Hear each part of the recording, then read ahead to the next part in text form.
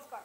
সংখ্যালঘু লোকক বিজেপিক 100% ভোট দিবলৈ আহ্বান জাতীয় পৰিষদ আৰু ৰাইজৰ দলক উৎখাত কৰিবলৈ আহ্বান বিপুৰীয়া বিজেপিৰ নেতা মোহাম্মদ জলিল আহমেদৰ পুনৰবাৰ জনাইছো সংখ্যালঘু লোকক বিজেপিক 100% ভোট দিবলৈ আহ্বান জাতীয় পৰিষদ আৰু ৰাইজৰ দলক উৎখাত কৰিবলৈ আহ্বান বিপুৰীয়া বিজেপিৰ নেতা মোহাম্মদ জলিল আহমেদৰ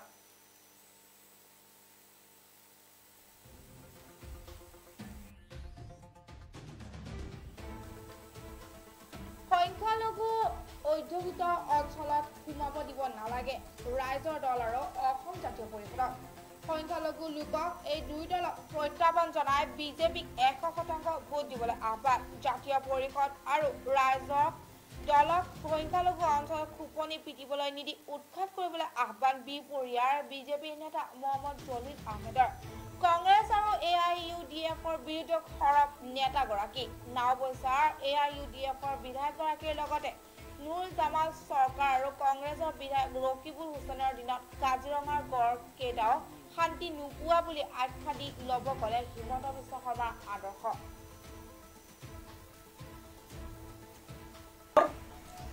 সমাগত 21 ইলেকশন আহিবৰ হ'ল আমাৰ মাইনৰিটি অধ্যুষিত অঞ্চলত মাইনৰিটি আলেমসকলক মৌলানাসকলক বুদ্ধিজীৱীসকলক আমাৰ শিক্ষা সমাজক মই এটাই অনুৰোধ জনাইছোঁ হাতজোৰ কৰি বিনম্ৰভাৱে অনুৰোধ জনাইছোঁ মাইনৰিটি এৰিয়াত যাতে ৰাইজৰ দল হওক অসম জাতীয় পৰিষদ হওক AIUDF হওক তেওঁলোকক প্ৰত্যাখ্যান কৰিব লাগে আৰু তেওঁলোকক সোমাবলৈ দিব নালাগে আৰু একমাত্ৰ ভাৰতীয় জনতা পাৰ্টিৰ চৰকাৰ 21ত হোৱাটো 100+ সেইটো নিশ্চিত আৰু এইটো কোনো কাটিব নোৱাৰে তাত কোনো প্লাছ মাইনাছৰ কথা নাহে কিন্তু 100+টো 100% ভাৰতীয় জনতা পাৰ্টিয়ে দখল কৰিব আৰু আমাৰ মাইনৰিটিয়ে এটা চ্যালেঞ্জ কৰিব লাগে আমাৰ সংখ্যালঘু ৰাইজে এটা চ্যালেঞ্জ কৰিব লাগে যে আমি এইবাৰ 21ৰ ইলেকশ্যনত আমি বিপুল ভোট ভাৰতীয় জনতা পাৰ্টিক দিম যাতে ৰাইজৰ দল অসম জাতীয় পৰিষদ তেওঁলোকে যিকোনো দল খুলিছে আজি AIUDF যি প্ৰলোভন দেখুৱাই আছে কংগ্ৰেছৰ মিত্ৰজোঁট কৰি পেলাই তেওঁলোকে চৰকাৰ কৰিম বুলি ভাবিছে তেওঁলোকৰ দুটা দলত মই আজিৰ পৰা 20ৰ পৰা 25টা সিট মই দিছোঁ আৰু এই চেনেলৰ জৰিয়তে জনাইছোঁ আৰু অসমৰ ৰাইজে সেইখিনি কৰিব ৰাইজৰ দলৰ তেনেকুৱা তাৰমানে জিৰো হ'ব অসম জাতীয় পৰিষদো জিৰো হ'ব তেওঁলোকে 2-4 হাজাৰ 2,500 ভোট লৈ পেলাই সন্তুষ্ট থাকিব লাগিব আৰু এই দলসকলক আমাৰ মাইনৰিটি এৰিয়াত যাতে খুপনি পুতিব নোৱাৰে তেওঁলোকক উদ্ধাত কৰি পঠিয়াই দিব লাগে আমাৰ মাইনৰিটি সংখ্যালঘু ৰাইজক মই অনুৰোধ জনাইছোঁ আৰু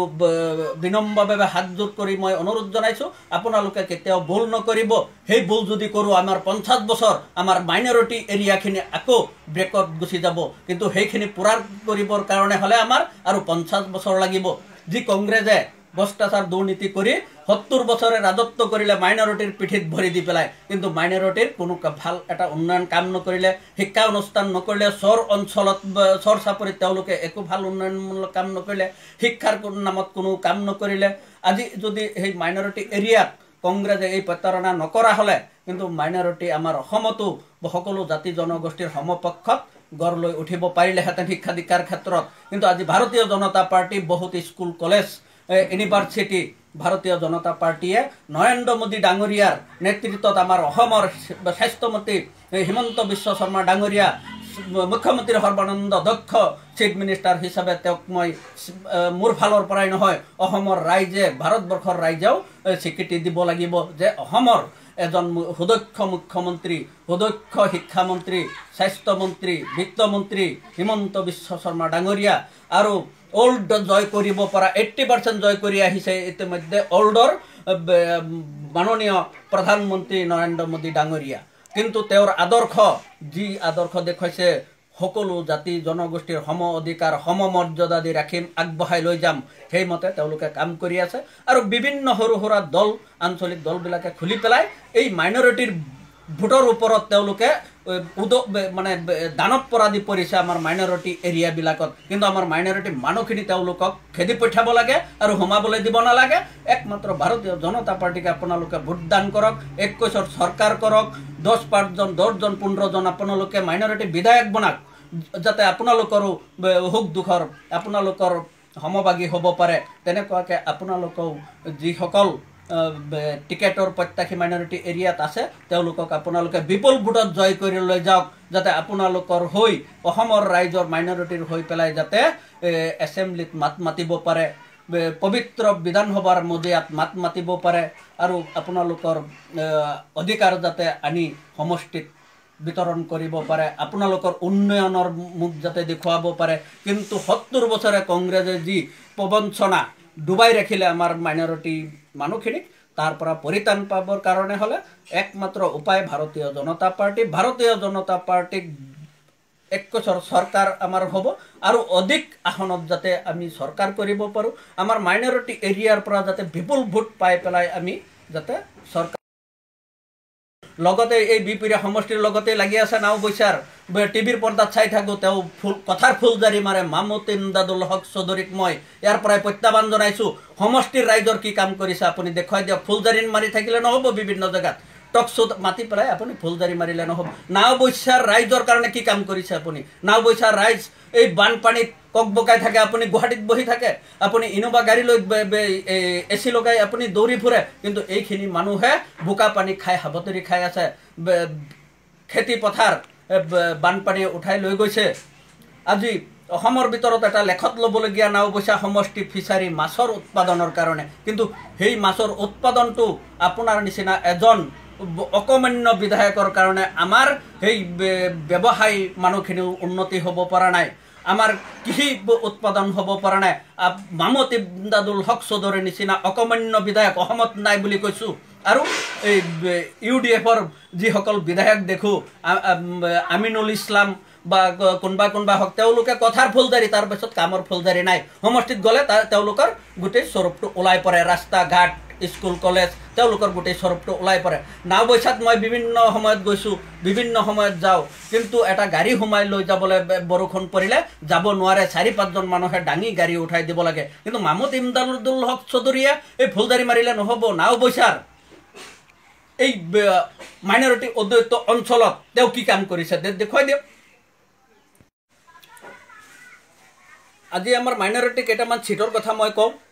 বিশ্বনাথ চাৰিআলি নুৰজামান চৰকাৰে ১৫ বছৰ ৰাজত্ব কৰিলে তেওঁৰ মোনাহে ভৰ্তি কৰিলে কিন্তু মাইনৰিটি ৭০,০০০ৰ অধিক মাইনৰিটি ভোট আছে কিন্তু মাইনৰিটিৰ ৰাস্তা ঘাট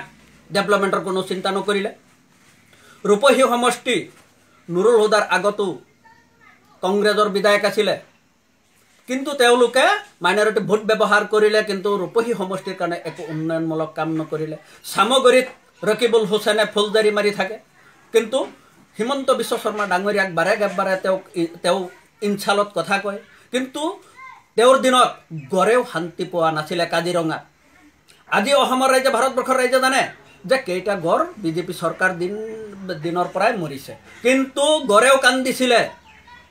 এশিঙীয়া গড় ওল্ডৰ ভিতৰত বিখ্যাত কাজিৰঙাৰ উদ্যানৰ এশিঙীয়া গড়েও কান্দিছিলে